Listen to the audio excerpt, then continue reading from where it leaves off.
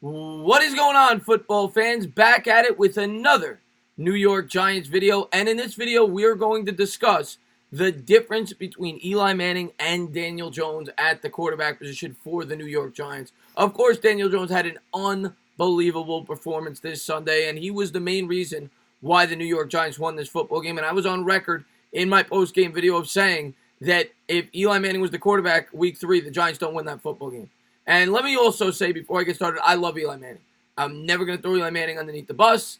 I stuck up for Eli Manning after week 1, and I thought he should have started. I thought he played well enough against the Dallas Cowboys, and I was okay with the decision off of week 2, the way the defense was playing in starting Daniel Jones. But in my heart, I still believe that Eli Manning gave this team the best chance to win going into week 3. Now, I want to reiterate, this is just 1 week of performance, but Daniel Jones and Eli Manning are night and day at this point in Eli Manning's career. And it was evident on Sunday. And, it's just the truth. And I'm a New York Giants fan, and I am excited to see what Daniel Jones can bring to this team. And when you look at the next-gen stats, which I'm going to get into in a minute, they are insane. The difference between Daniel Jones and Eli Manning and what Daniel Jones was able to accomplish on Sunday. Now, not just looking at the box score. I mean, 336 yards, 23 of 36, 2 touchdowns on the air, 2 touchdowns on the ground. But the throws that this guy made were unbelievable. Some of the throws he made, even his second throw, I think it was of the game, where he was under pressure, and he threw a bullet about 20 yards down the field, right in stride to his wide receiver. I mean, the guy showed the willingness to stand in the pocket. He showed the willingness to run with the football when needed. He picked up a huge third down. I think it was the second or third drive of the game where he was under pressure. And then, of course, the running play at the end where he ran it into the end zone. But he showed you everything you could possibly want in a quarterback. But I wanted to go over the next-gen stats as they really show you the difference between present-day Eli Manning and present-day Daniel Jones. And let's jump right into it. So here is the first next-gen stat I wanted to go over. As a passer, Jones was far more dynamic than we've seen from Eli Manning in recent seasons. In the third quarter, Jones completed a third down touchdown pass to Sterling Shepard in the corner of the end zone that registered as the 6th most unlikely completion of the week. 23% completion probability per next-gen stats. So, there you go. I mean, he completed what next-gen stats came up with of all the throws thrown by any quarterback this week as the 6th most least likely throw to be completed. He fit it into a tight window in the corner of that end zone to Sterling Shepard, very reminiscent of the throw he made in the preseason in the corner of the end zone. I think it was to T.J. Jones. I think it was week 1 of the preseason against the New York Jets. So, yeah, a tight window throw. Something that we really haven't seen from Eli Manning in recent days. But this is what is really alarming.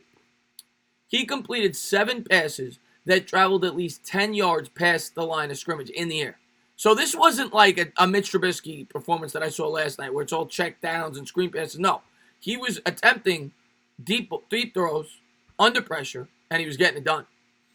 Now, in addition to that, listen to this. For a total of 238 yards. He also completed 7 of 9 passes for 120 yards, including 5 for first downs when under pressure. Manning hadn't thrown for that many yards when pressured in a game since 2014. And he hadn't converted as many as 5 first downs in those situations since 2012. So Daniel Jones in his first game, under pressure, was able to accomplish as much as Eli Manning has going back 5 years. Eli Manning hadn't had a performance like that under pressure. And, of course, some of that has to do with the ability for Daniel Jones to extend plays, his willingness to stand in the pocket, not check it down when he has a defender coming in his face, but the willingness to try to throw the ball down the field in a pressure situation. So those are the encouraging numbers from Daniel Jones on his week 3 performance, his debut performance.